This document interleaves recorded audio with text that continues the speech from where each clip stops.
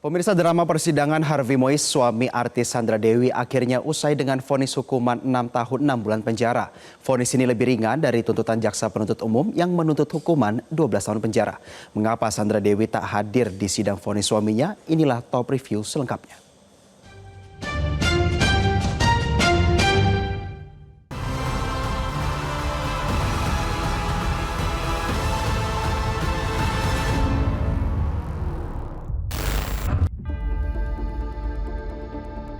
Hari Senin 23 Desember, Pengadilan Negeri Jakarta Pusat menjadi perhatian publik. Sebab di pengadilan ini dilangsungkan sidang vonis pengadilan tindak pidana korupsi dengan terdakwa kasus korupsi tata niaga komoditas timah, Harvey Mois. Harvey Mois merupakan suami dari artis Sandra Dewi. Namun, dalam sidang vonis ini tidak tampak Sandra Dewi di dalam ruang persidangan untuk mendampingi sang suami. Kuasa hukum Harvey Mois mengatakan tidak mengetahui alasan pasti Sandra Dewi absen di sidang yang menentukan nasib suaminya itu.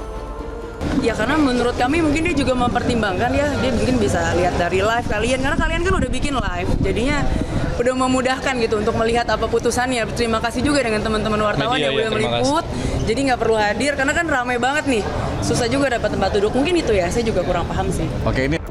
Dalam sidang vonis, akhirnya Majelis Pengadilan Tindak Pidana Korupsi di Pengadilan Negeri Jakarta Pusat menjatuhkan hukuman 6 tahun 6 bulan penjara. Oleh majelis hakim menyatakan Harvey Mois terbukti bersalah dalam kasus korupsi tata niaga timah. Selain dijatuhi hukuman 6 tahun 6 bulan penjara, suami Sandra Dewi itu juga dikenakan denda pidana sebesar 1 miliar rupiah. Bila tak mampu membayar denda, maka diganti hukuman penjara selama 6 bulan kurungan. Selain itu, Harvey dikenakan hukuman membayar uang pengganti sebesar 210 miliar rupiah. Uang wajib dibayar selama 1 bulan setelah putusan berkekuatan hukum tetap. Bila tak sanggup membayar, maka diganti hukuman penjara tambahan selama 2 tahun. Itu menyatakan terdakwa Harvey Mois terbukti secara sah dan meyakinkan bersalah melakukan tindak pidana korupsi yang dilakukan secara bersama-sama dan melakukan tindak pidana pencucian uang yang dilakukan secara bersama-sama sebagaimana dalam dakwaan ke-1 primer dan dakwaan ke-2 primer. 2. Menjatuhkan pidana kepada terdakwa dengan pidana penjara selama 6 tahun dan 6 bulan dan denda sebesar 1 miliar rupiah dengan ketentuan apabila denda tersebut tidak dibayar akan diganti dengan pidana kurungan selama berapa tadi, Pak? 2 tahun. Bukan yang ini. Ya, 6 ya. Selama 6 bulan. Hukuman ini lebih rendah dari tuntutan jaksa penuntut umum dalam sidang yang digelar 9 Desember lalu. Dalam sidang tuntutan, Harvey Mois dituntut 12 tahun penjara dan denda 1 miliar rupiah, subsidi pidana kurungan selama 1 tahun. Selain itu, jaksa penuntut umum turut menuntut majelis hakim agar menjatuhkan pidana tambahan kepada Harvey berupa pembayaran uang pengganti sebesar 210 miliar rupiah, subsidi pidana penjara selama 6 tahun.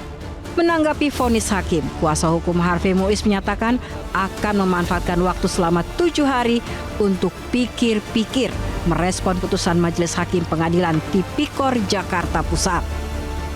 Kita berbicara soal harta.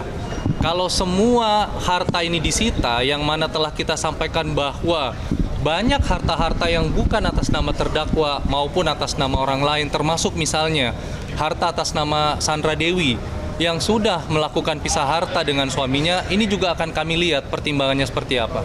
Karena upaya hukum itu disediakan oleh peraturan perundang-undangan, apakah nanti kita akan mengajukan keberatan terhadap harta tersebut atau tidak. Ini semua akan kami pertimbangkan dalam waktu 7 hari ke depan, seperti itu. Kasus yang melibatkan Harvey Mois ini bermula ketika pada tahun 2018 PT Timah Tbk menghadapi masalah dengan maraknya penambangan liar di wilayah izin usaha pertambangan atau IUP mereka yang menyebabkan pasokan biji timah resmi menurun.